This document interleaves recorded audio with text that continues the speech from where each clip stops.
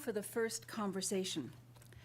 I'm happy to welcome Marc Kosciejew, who is Head of Department and Lecturer in Library, Information and Archive Sciences in the Faculty of Media and Knowledge Sciences at the University of Malta, and Konstantina Martzoukou, who is course leader in the Masters of Science program in Information and Library Sciences at Robert Gordon University in Aberdeen.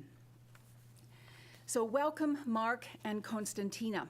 You both address the vitality, flexibility, and adaptability of libraries.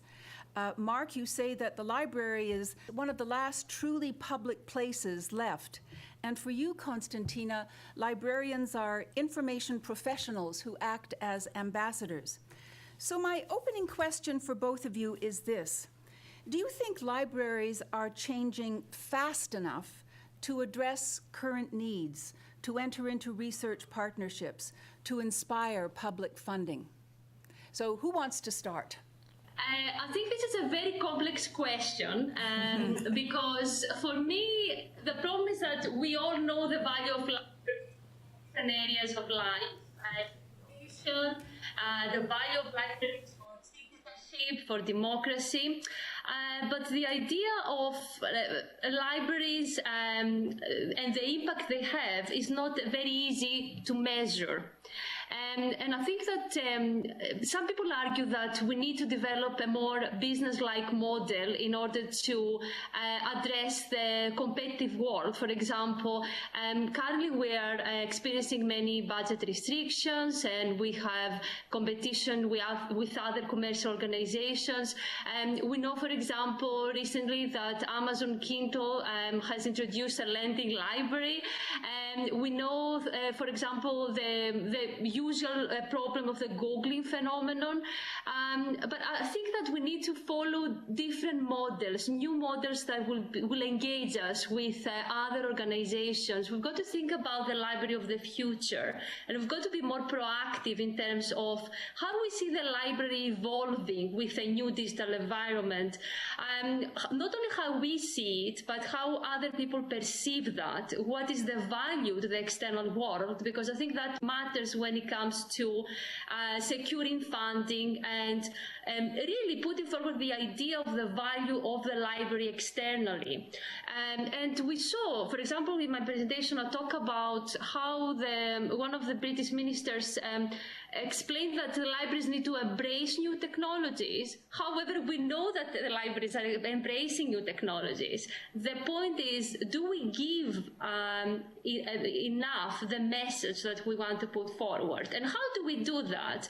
I think we need to collaborate more. We need to create a stronger image. We need to embrace, and we are embracing new technologies, of course. But we've got to be more flexible in our approaches, and we've got to develop the skills that are required in the modern information environment. And that means that we've got to engage with others. We cannot really take over fields that are established, like education, for example, or health. These are established fields, and they also have a very important social impact. But we can work together around the information world and increase the value of the information services that can be provided to the public and more specific populations. So I'll let Marc maybe share his own opinions as well. Well, no, I agree, Konstantina. My response, it actually complements the title of your presentation, new practices and, of course, new collections, new technologies, but with the old, I wouldn't use necessarily the word old, but the enduring values of librarianship. So responding to current developments, current needs, current trends, I think it depends on the context and where the library is located in a particular city or institution, and also what kind of library it is. Because sometimes it seems that different kinds of libraries are valued differently by their communities, either rightly or wrongly, whether it be an academic library or a public library or a special library, etc.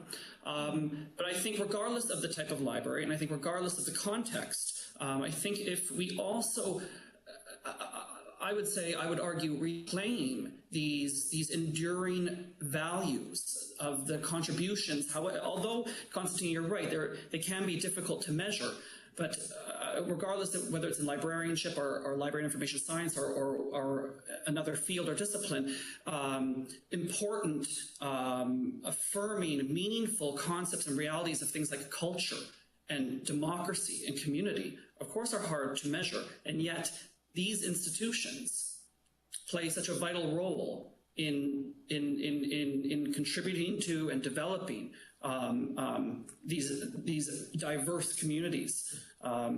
So I would say responding to or trying to respond to current trends and needs and developments, to not only do so in a practical sense, and Konstantina, as you're saying, libraries are, depending on the context, trying to develop new kinds of programs and services, et cetera, to align with current needs and to anticipate future and possible needs. But sometimes it feels to me that that librarians don't do enough to reclaim our central role that we do play in culture and community and democracy, etc.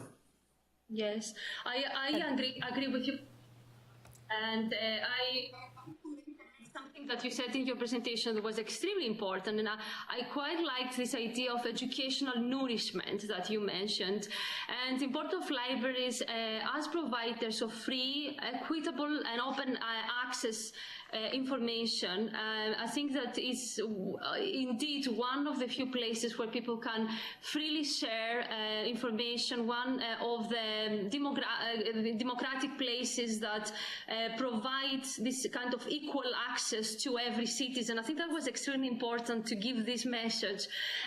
What I would like to say here is that we've got some key messages. We've got the value of information literacy, digital literacy, we've got the value of innovation, but the key question is, how do we foster this? The key question is, how do we put in place styles and organizational changes that will give the opportunity to libraries to develop these plans? And I think it has to do a lot, of course, with funding and leadership, but we can also involve ourselves in other ways. For example, currently there is a plan for developing the business innovation and skills plan.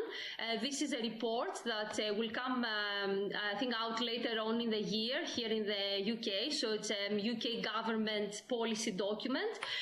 And now they're asking for consultations around ideas that really matter for libraries. And a few of them are extremely important for libraries and directly related, like open data opportunities and opportunities for innovation, as well as intellectual property. And I think now at the moment, the Chartered Institute of Library Information Professionals has put a call for contributions and ideas that we'd like to put forward towards this policy document. I think these are ways in which we can have a direct impact and we can have our voices heard. So one thing is to perhaps revisit the leadership and organizational styles and consider what the actual values are in terms of the different libraries, because academic libraries will be different from libraries and special libraries, as you said, as well. So it's about raising awareness of the value of the libraries beyond the libraries for me, and there are ways in which we can achieve that, I think. To build upon the initial question, and Konstantina, our contribution so far is the changing nature also of our users and the needs of our users. Mm-hmm. And one thing for libraries, whether they are virtual or physical or a hybrid, is that I think our philosophy, our mantra shouldn't be the user in the life of the library, but the library in the life of the user. Mm-hmm. And this ties into what you discussed in your presentation, Konstantina, about responding to users and innovative approaches and strategies about embedded librarianship, mm-hmm. which I would like to discuss. Hopefully we will. But more broadly, the changing role of information intermediation, right? So, or in an old school way, reference services, right? How information professionals directly assist users in formulating their information questions and search strategies, and locating relevant and accurate information. And increasingly, information intermediation is increasingly decentralized, distributed, and diverse in terms of collections, resources, services, access, delivery. And at risk of sounding like a broken record, I want to emphasize again that even though information intermediation is becoming increasingly decentralized, distributed, and diverse, these new and innovative practices, technologies, infrastructures, realities are still based upon enduring and traditional values and principles. In terms of practice, that means quality of service, collections, etc., effective, efficient, knowledgeable information search processes, user and, of course, staff education, infinite learning or lifelong learning, information literacy, and also positive behavioral attributes. So like approachability, engagement, which includes things like, interest, listen, inquire, search, follow up, etc. Just very briefly to say that I completely agree with Mark, especially because I believe in this idea of blending our values and existing skills, the traditional values, with the new technologies, the innovations. There is ways in which we can do that, and technologies will always continue changing. So we are interested in the actual information, and the technologies are the carriers, but we've got to be knowledgeable. We've got to be ahead of our times. I had a comment to offer actually about the difficulties of measuring the value of libraries and conveying that message to the public in general and to funders in particular. You're probably familiar, Mark, and you may be, Konstantina, with the study conducted by the Toronto Public Library a few years ago called So Much More. It was conducted by the Martin Prosperity Institute at the University of Toronto, and they determined that for every dollar contributed to the TPL, Torontonians receive $5.63 of value. I know this is a very pragmatic and economic metric, but it actually translates, it actually convinces funders that this is a good idea. And that additional value is calculated on the value of services provided by the library that you have just referred to, Mark and Konstantina, the economic impetus for the environment itself of the library, the development of the community, and of course, rising literacy rates too. I'm wondering if both of you would like to comment on an issue that you raised, Konstantina, in your paper, and that is the negative perception of social networking sites expressed by some PhD supervisors. How might we actually embed the idea of digital literacy, not only within the library, but within different learning environments? And maybe I'll start with you, Mark, and conclude with Konstantina. Embedded librarianship, I think, is an innovative new practice strategy, and there's different kinds of embeddedness. There's one program I heard of, which would be perfect for me since I love coffee shops, be librarians with a latte in the local cafe or whatever. But also embedded in whether it be some sort of social media site or even physically in a university residence, a department, an office, a classroom. The idea of having an integrated member of being an integrated member of a community outside the information organization to help focus on the needs of a particular community with highly customized and targeted services, and thereby developing a deep understanding of their work, I think can really help advance new and emerging, say, kinds of information professional work. Could be the cost by having librarians dispersed among communities and apart from other information professionals. They wouldn't necessarily be apart from, they could be integrated with, and I think that's part of your plan or of your suggestion, Konstantina. We'll give the last minute to you, Konstantina, and it is definitely the last minute. Okay. Okay, no problem.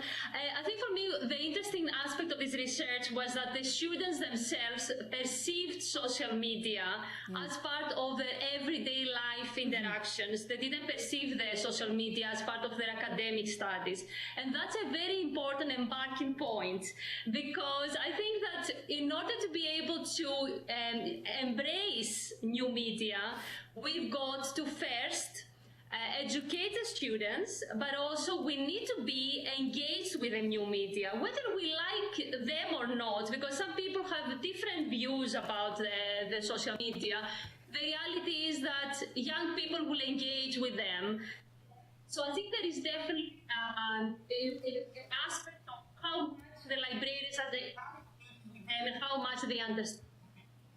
Is this kind of conflict between the everyday life and the formal educational environment, which I think these days is starting becoming to converge, and I think that we've got to develop more research around these areas. I think the formal and the informal are not clearly separated anymore, and we can see that in the behavior of the students when they search for information. We perceive them as very often as not having information literacy, but they do have in different ways, and we've got to really understand them, and we can help them develop further their approaches and their methods. But instead of considering them as, I would say, tabula rasa, that they don't really know anything, we've got to understand that they can be quite savvy users on certain levels, but there is definitely a need to educate them, and we've got to work together with them in partnership. So I think partnership for me is one of the most important words or ideas that we need to explore.